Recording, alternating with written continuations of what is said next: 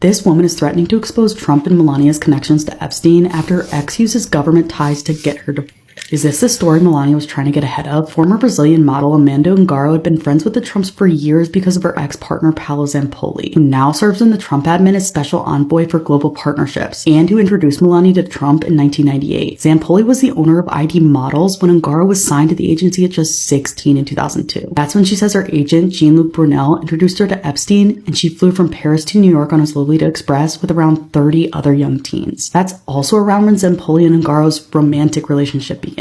The couple split in 2023 after 2 decades together, and a bitter custody battle over their 16-year-old son ensued. But in June 2025, Zampoli used his government position to have her deported by ICE so he could gain custody of their son. She ended up in ICE detention for months after a long relationship where Angaro says Zampoli abused her psychologically and physically. Now, after Melania's press conference denying Epstein ties, Ungaro is taken to X to threaten to expose everything she knows. I will tear down your corrupt system, even if it's the last thing I do in my life. Maybe you should be afraid of what I know, of who you are, and who your husband is.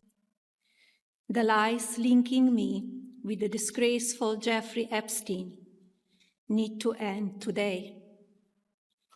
The individuals lying about me are devoid of ethical standards, humility, and respect. I do not object to their ignorance, but rather I reject their mean-spirited attempts to defame my reputation. I never been friends with Epstein.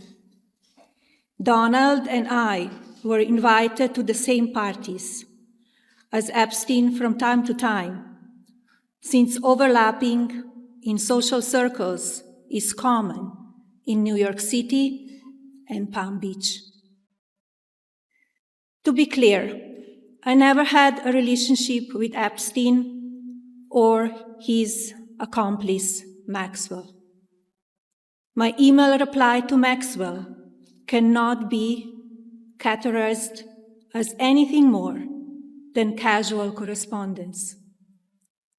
My polite reply to her email doesn't amount to anything more than a trivial note. I am not Epstein's victim. Epstein did not introduce me to Donald Trump. I met my husband by chance at a New York City party in 1998. Amanda Angaro keeps on destroying Melania Trump. She knows everything. They used to move together to do their dirty games together. So what this guy is saying. And just hours before Melania walked out to that podium, Ungaro posted this, okay? She says, "I will tear down your corrupt system, even if it's the last thing I do in my life." Now, this was on Twitter. This was going on Twitter. And that's how this sort of gained steam about why is, Melania doing this? And then just before she did this Ungaro woman. "Maybe you should be afraid of what I know," she said. Well, apparently Melania was afraid because the press conference was a response to it. It's seeming. If Melania Trump thought that she would stop speculation about her and Jeffrey Epstein by making a surprise public statement, she could not have been more wrong. Instead, she's prompted lots of questions about why she felt the need to speak out now. Melania said she was not a victim of Epstein's abuse, that he did not introduce her to Donald Trump, that she was never on his plane or on his private island. She was pictured with Epstein and Ghislaine Maxwell in this photo back in 2000, but she said it was just because they had overlapping social circles that they occasionally ended up at the same parties, nothing more. A friendly email that she wrote to Maxwell in 2002 was published as part of the Epstein files. In it, she said Maxwell looked great in a photo in a magazine and asked her to give her a call when she was back in New York. Mrs. Trump said this was just a polite reply, a trivial note. We almost never hear from Melania, yet here she is saying... When she was in ICE detention, she personally reached out to Melania, and Melania directly refused to help her. Really? Yes. So texted her or something. Pardon me? Yeah. So she texted Melania and said, "Help me out here." And Melania said, "This is not my business. I cannot help you." Yes, pretty much. And you had already mentioned about the birthdays and the Secret Service, and this love she had for their child and everything. She actually was not deported by ICE because of Paulo. She actually worked with a UN ambassador that she had worked with when she was an ambassador, and they contacted the Brazilian government, and the Brazilian government coordinated her escape to Brazil away from the threats that were happening here in the United States towards her while she was in custody. There will be much more of that to come. But, Paulo influenced the detainments. That was verified by New York Times 2 weeks ago. They had a big story on it. She was in one facility for just over 3 months, and then she ended up in Louisiana for 4 days. She has described... So dark. Yeah, she had described her confinement, and it's just horrible. I wanted to make a follow-up to this video that I made a couple days ago about Amanda Ungaro, Melania, Paolo Zampoli, both adding a few things that I forgot or omitted for time purposes and correcting this, because they were in fact never married, Amanda and Paolo. Never married. I was reading a few publications that were referring to her as his ex-wife. They were never married. They were together as partners for 19 years and apparently cosplayed as married in certain settings, which I guess makes sense with the social circles that they ran in, but they were never married. I forgot to mention is that part of the reason this all made so much sense is because Amanda had recorded an interview for an El País article, which is a Spanish newspaper that was coming out at some point. It ended up coming out yesterday. I've read the article. It didn't end up being super groundbreaking or any insanely new news as far as Melania and the administration. The biggest thing that I learned was that when Amanda was working for the UN and had a tax-exempt diplomatic passport, Paolo was convincing her to keep that instead of doing what he could to get her an American passport and her actual citizenship, because it was a better tax-exempt, it was a more tax-advantageous strategy for them as a couple. It's not funny, it's financial abuse, but as someone who worked in finance, that's just shit that happens casually in the oppression of women that people think has ended, and it has not. As far as Paolo is concerned, he's offered to testify to say that he was the reason that Melania and Trump met and not Epstein, which is not really going to prove anything. I don't know why they think that's going to be the gotcha that they're acting like it is, because it's been proven that Trump, Melania, and Paolo all ran in the same social and business circles with Epstein. And we've also known that Paolo was allegedly how Melania and Trump were introduced a while ago. So that's not going to be news, and it's not going to change our perception of anything. As far as Amanda and the article are concerned, before people get in my comment section being oh, she's just talking about this now because she's been deported, she has something to gain or lose out of it, so she's talking about it. Don't. I'm not the place for that. Because Amanda has talked about how Paolo was abusive to her emotionally, sexually, physically, financially, so we will actually not be dictating how a woman talks about the abuse that she's endured and the victimization that she has survived. And that's even coming from someone who at the end of the last video I was please come back and testify. We don't get to dictate that. Because as a reminder, Amanda met Paolo in Manhattan after she had traveled there on Lolita's Express, Jeffrey Epstein's plane, and who was the adult in charge at the time because she was 17? It was her agent, Jean-Luc Brunel, who was a renowned model agent and now known to be a sex trafficker who actually died in prison because he was under investigation for sex trafficking. So she and women like her have been being abused since they were children. They've been under this their entire lives, and they're just now getting free. We do not get to dictate the way that they talk about it and the path that they walk, even as much as, again, I will continue to wish that they'll do a little more exposing. It's not up to us. This is sarcastic, hilarious, it's paradox, it is wicked fun. I guess I need to call the Pope in here. We need to... Oh, y'all really about to be mad at me. I don't know, but I'm just investigating y'all. Now listen, now can you agree that with this Epstein and all of that and, what they be doing to these girls or whatever, a lot of the times they grooming them and they actually breeding them. They make them have kids or whatever, right? And probably raising the kids up, for the most part or whatever, or people just want to have kids. And okay, so listen. Remember Caroline's sister-in-law with her brother's baby mama? Remember? She just all of a sudden got deported and her son stayed here, and that's just how it was. And then with this Angaro chick, she was in the middle of a custody battle. She claimed that he used his influence to win a custody battle. Next thing you know, she gets deported. I'm just saying. Can it be a coincidence? Who else is sticking up for us? What else is being done? Pam Bondi, I mean, couldn't even look at us. Todd Blanche is saying, oh, there's no files here. There's nothing to look at, nothing to investigate. Nothing has worked for the last 9 months. This is the first person that I see that has some real power that's saying, here's a new idea.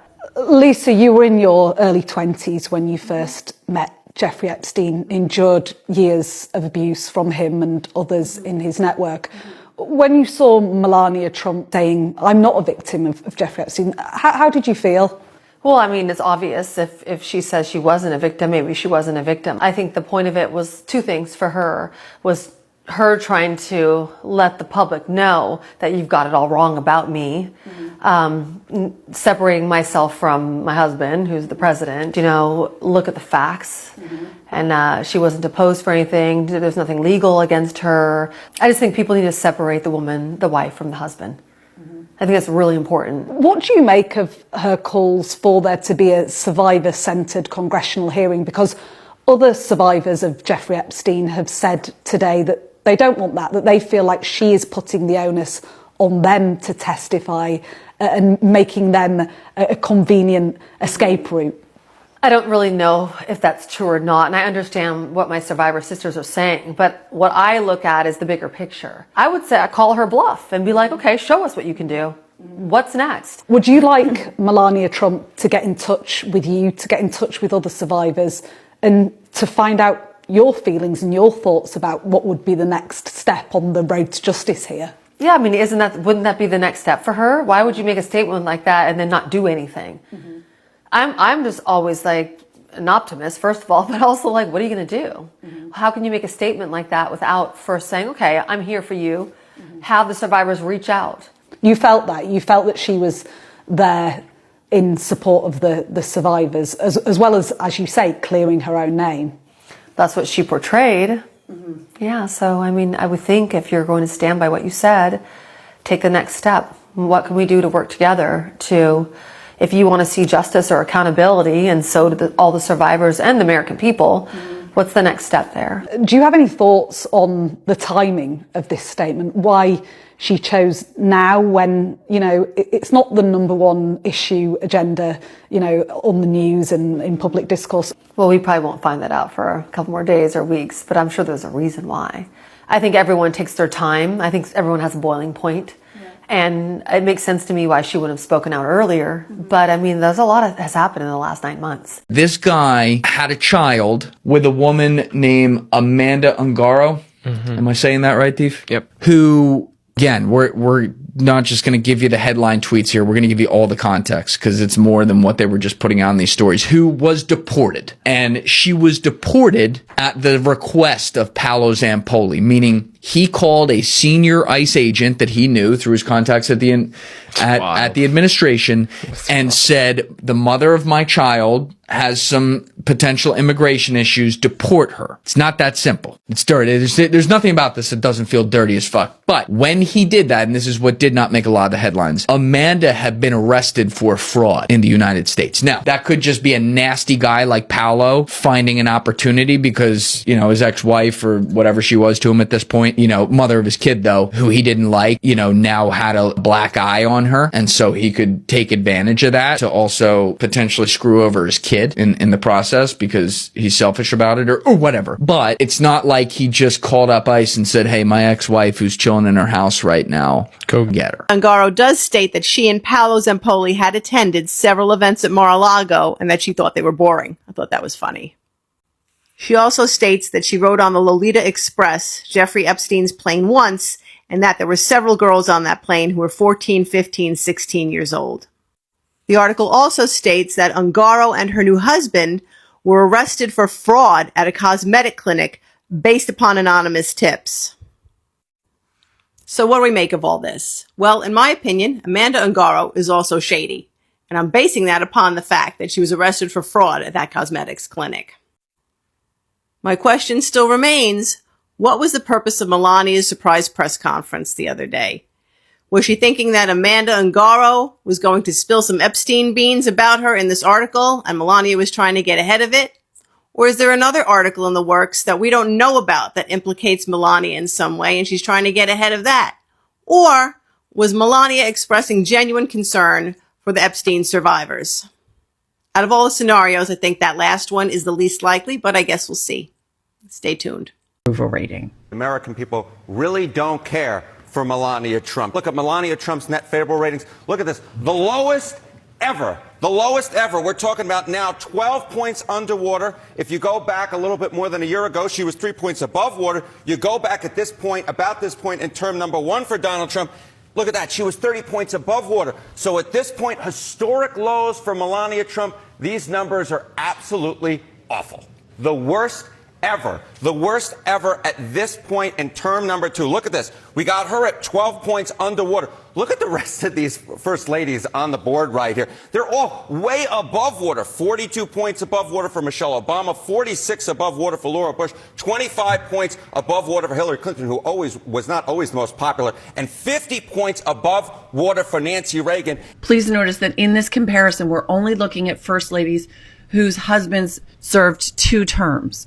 I don't know if popularity is important to Melania. Melania Trump and I are the same age. Could you see me married to that orange grandpa? Anyway, as excited as I am about my next chapter post-teaching, I'm sure she's looking forward to her next chapter post-First Lady. It will be interesting to see what happens to these numbers in a week. I wonder if they included all of this kind of information in the movie, if it would be a little more popular. Melania Trump just made a statement that directly contradicts Todd Blanche, who claimed there's nothing to look into and no one else is involved. I call on Congress to provide the women who have been victimized by Epstein with a public hearing specifically centered around the survivors. So why would she speak now? Maybe she's had enough. Enough of being tied to Jeffrey Epstein and Ghislaine Maxwell by association. I get it. Enough of the assumptions, the memes, enough of the guilt by proximity narrative. I get that. But let's be real about Melania. There are no victim statements naming her, no flight logs placing her there. There's no depositions she was called in for. There has been no credible evidence. And pictures at parties, that's not proof of anything. I know everybody likes to toss those around, but if you've actually seen the files, it's not hard to identify who was really deeply involved. So instead of dismissing her statement as a stunt or deflection, let's call it what it could be, an opportunity. You said survivors can testify. Give these victims their opportunity to testify. You said their voice can be entered in a congressional record. And then her testimony should be permanently entered into the congressional record. Good. Let's do that. But let's do it right. Nothing performative, no public spectacle. We're done with all that. How about private testimony, where survivors are protected, where their truth isn't filtered through their fear, because most have fear or NDAs. This is where statements can be compared directly to the files. Then we'll know. Then we'll see if there's really nothing to look into, like Todd said. Because this has never been about politics. It's about the truth. Melania wants us to know the truth about her. We want the truth about us too. It's still about accountability. And it's about finally getting it right for survivors. What can you do to help, Melania? Something big is about to drop. They just sent Melania Trump out in front of the press to say she had no relationship with Epstein. If you had any doubt who Melania Trump was, now you know. She is a woman who performs for money. There are pictures of her with Epstein, and she's mentioned in the files. There are email exchanges between her and Maxwell. The only reason for her to be coming out right now in front of the press is if information is about to be leaked. She doesn't usually come out to the press to announce that she hasn't done anything wrong or that she doesn't know anything. She usually just keeps her mouth shut and counts her money. If you thought for 1 second that she's a victim of Trump and all this other stuff, she's not. She is nothing more than a hired wife. And every day she earns her money. If women just believed other women, we wouldn't need a single man to stand by us. Because if we all just came together, we could stop this. But instead, there are women out there who want to punish other women, who want them to suffer, who won't stand by them because they would rather be picked by men than to stand on their own 2 feet. And that's who she is. She's a woman who works for money by performing for men. Get ready, bestie, because Amanda Ungaro is about to have her interview come out tonight. She's the one that blasted Melania after Melania made that statement. Amanda went like completely buck wild on her on Twitter because the fella she has a kid with, named Giovanni, the dad is in the Epstein files. And the dad, his name is Paolo Zampoli.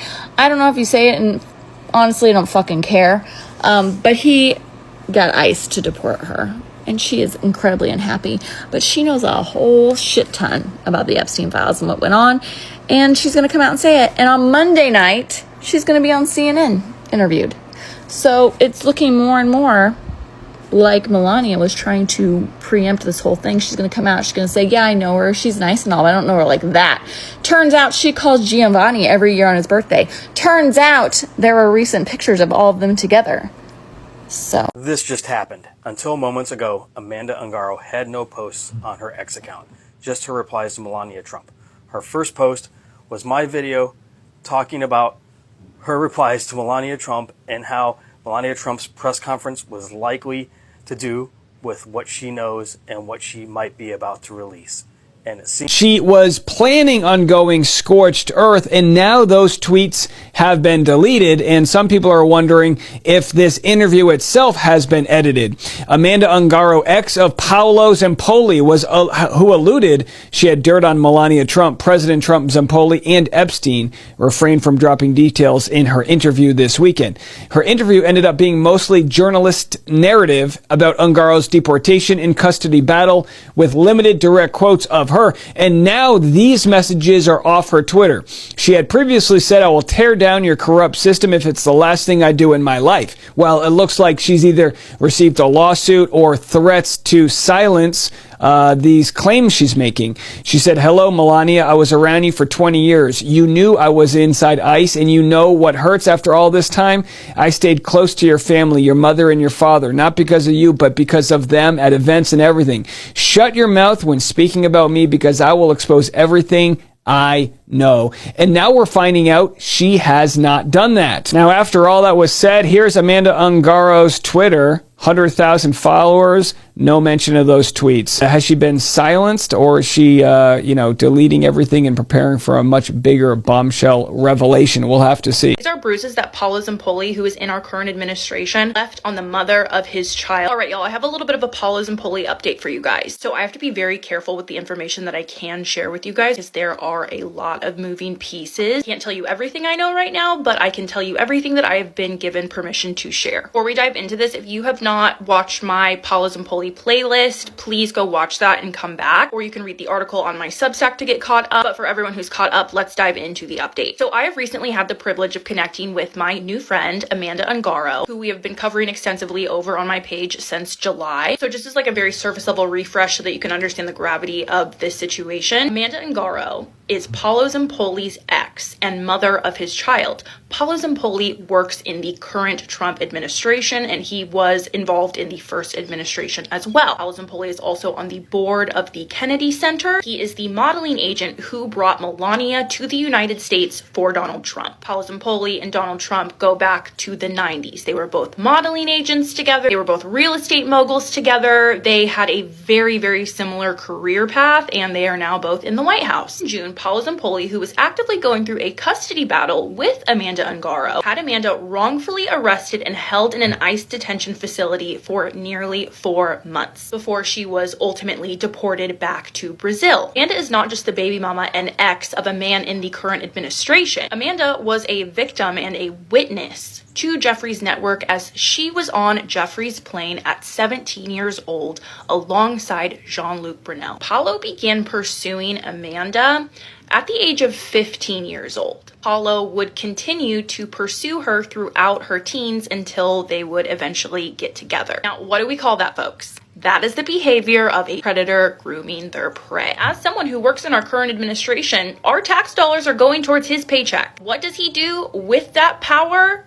On our dime, with his power in the White House, on our dime, he terrorizes women. He puts his hands on women. He takes advantage of women and young girls in every way imaginable. These are bruises that Paolo Zampoli, who is in our current administration, left on the mother of his child. And Amanda is far from the only girl that Paolo has left bruised and violated. We remember in like episode 2 or 3 of my Paolo playlist, we talked about a victim of Paolo's who was R-worded by Paolo in his diplomatic residence in New York City in October of 2023 after a United Nations event. And this is not something new to Paolo. Paolo's not new to this. He's true to this. He has been terrorizing women and young girls since he was a teenager, attached to the hip to John Casablancas, another notorious child predator. Amanda was lured into this ring, into this network, Jeffrey's network, as a little girl with dreams of having a successful modeling career. And those men who lured her in, including Paolo Zampoli, plain and simply subjected her to unforgivable evil. Like, Amanda went from spending holidays at Mar-a-Lago to being locked in an ICE detention facility for nearly 4 months, silenced, deported, and traumatized at the hands of the people that she used to break bread with. Amanda is not only a victim and a witness to many things that occurred within Jeffrey's ring, she is plain and simply a victim of Paolo Zampoli, who sits in our current administration. Here's where I'm going to leave it for now.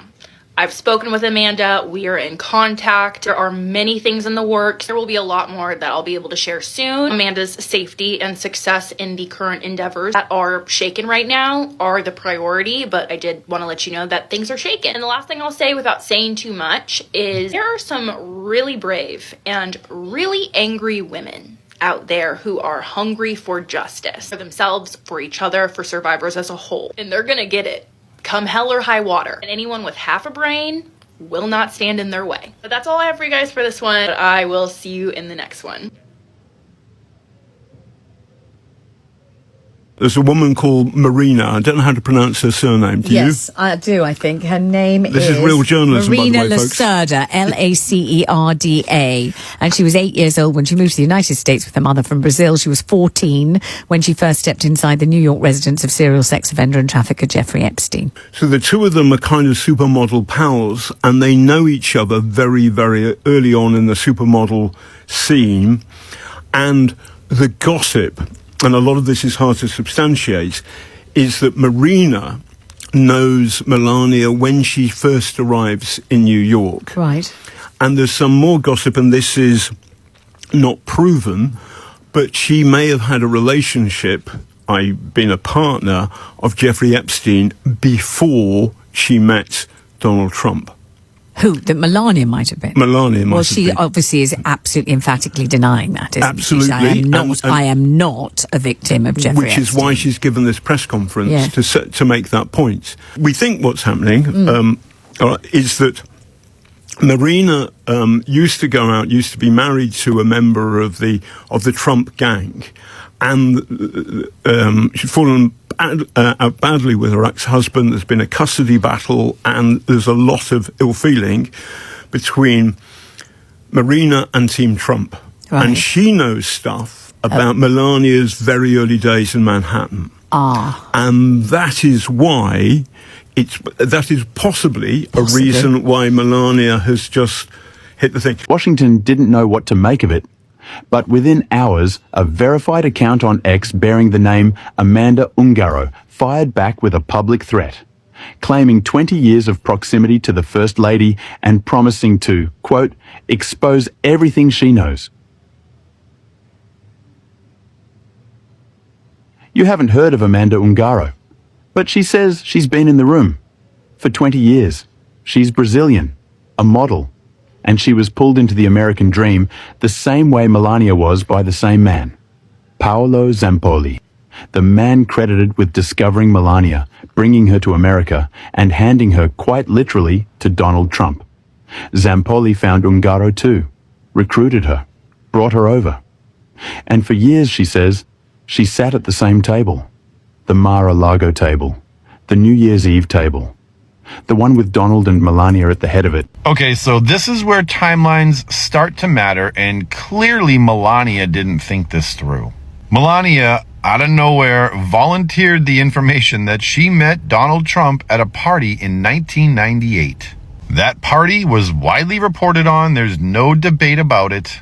But here's what people are now pointing out. You see, back in 1998, Donald Trump was a legally married man because he was still married to Marla Maples. They did not finalize their divorce until 1999.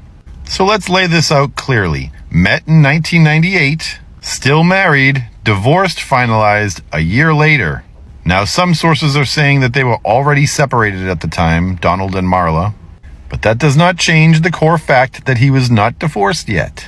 So when people hear we met at a party in 1998, what they're now starting to realize is that relationship started while he was still married, and that is why this is blowing up.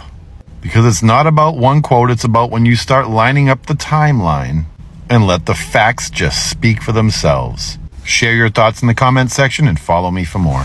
This is sarcastic, hilarious, it's paradox, it is wicked fun. I guess I need to call the Pope in here. We need to pray.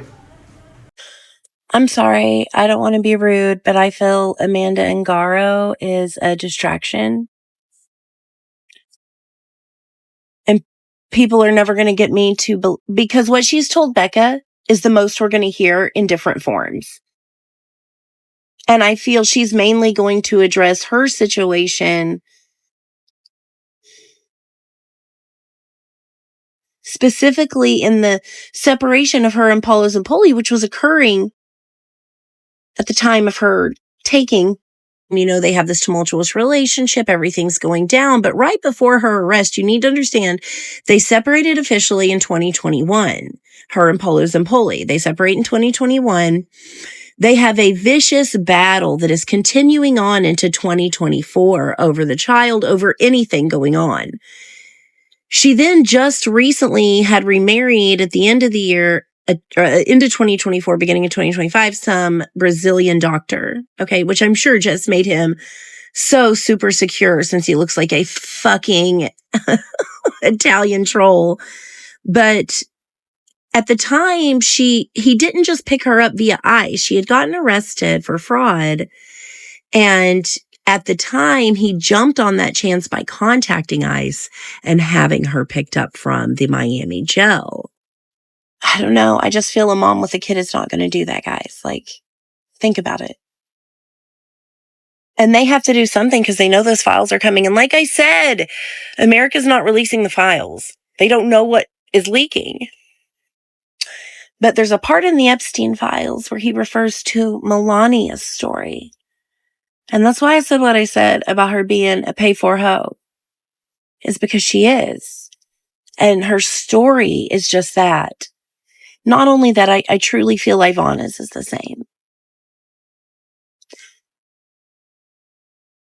You got to understand, Trump married Marla Maples, an American woman in between, and stated multiple times it was known that he would never marry an American woman again after that. And guys, a lot of you are new to the conspiracy theory game. I'm old. I've been doing this a long time. You're going too deep. This is actually a pretty basic thing. So I'm going to say what I'm going to say. And I honestly believe this is the deal. She's a plant. She's being paid. Somebody had the power to get her out of ICE that Paolo Zampoli had placed her in. And I know so many good deeds were done to get her out. Of course, it seems. But I'm telling you now, she's being paid to make the same exact threats that made Melania come out and speak. That's the only connection. You have to, okay. It's pretty simple. Like I said, America does not have control of the Epstein files. They didn't have control over the first batch released. Second batch, they never had that control. And you saw every time Trump didn't do what Israel wanted, we got more evidence. Because they have the files. This is the 18th millionth time I've said this. They dictate the control of it. That's why you saw Melania come out derping all over a fucking stage. So I don't know. I could be ass wrong, but I doubt it. Something unusual happened at the White House this week. A member of the president's own family stepped to a podium and addressed the Epstein scandal. That person, of course, was First Lady Melania Trump. She said three things. One, she was never friends with Jeffrey Epstein. Two, she was never a victim. And three, Epstein did not introduce her to Donald Trump. And then she called on Congress to hold public hearings where Epstein survivors would testify under oath. Well, that immediately triggered a backlash. One of Epstein's accusers, Annie Farmer, she said the survivors were caught off guard. A group of survivors, they released a statement saying, calling for more survivor testimony shifts the burden back onto the victims instead of focusing on accountability from people in power. Do you remember the person who was in charge of releasing the file, former Attorney General Pam Bondi? Well, she was subpoenaed, supposed to testify April 14th. But she was fired, you might remember, on April 2nd, and the Justice Department now argues that subpoena does not apply. Lawmakers say that's not how subpoenas work, and contempt proceedings are now being discussed. Now, meanwhile, there are more witnesses coming. Bill Gates, he's scheduled to testify in June, and our current Commerce Secretary, Howard Lutnick, who has acknowledged traveling to Epstein's Island years ago, is scheduled to testify on May 6th. And that highlights something striking here. All around the world, in many countries, people who have had Epstein connections have had their careers ended. They've retired. They have had to quit. In Britain, Prince Andrew was even arrested this year in an investigation tied to Epstein. But here in the United States, only a handful of people have been negatively impacted due to their relationship with Epstein. Which brings us back to the question of the day. Why did Melania Trump suddenly decide to step into the middle of the Epstein story? What do you think is going on? Comment below, share this video, and follow me. I'm Sue O'Connell. I'm a political commentator for NBC10Boston.com. Amanda Ungaro is telling one version of the story, and the official narrative is telling another. Which works for you? As a storytelling coach, I'm watching something else, like the med spa investigation and how the story is being framed in real time by the world. Because the side that wins rarely has better facts. It has the version that feels more believable. So what are you actually responding to here? The information or the way the story is being told? Let me know in the comments and make sure you check out the description for more of my take.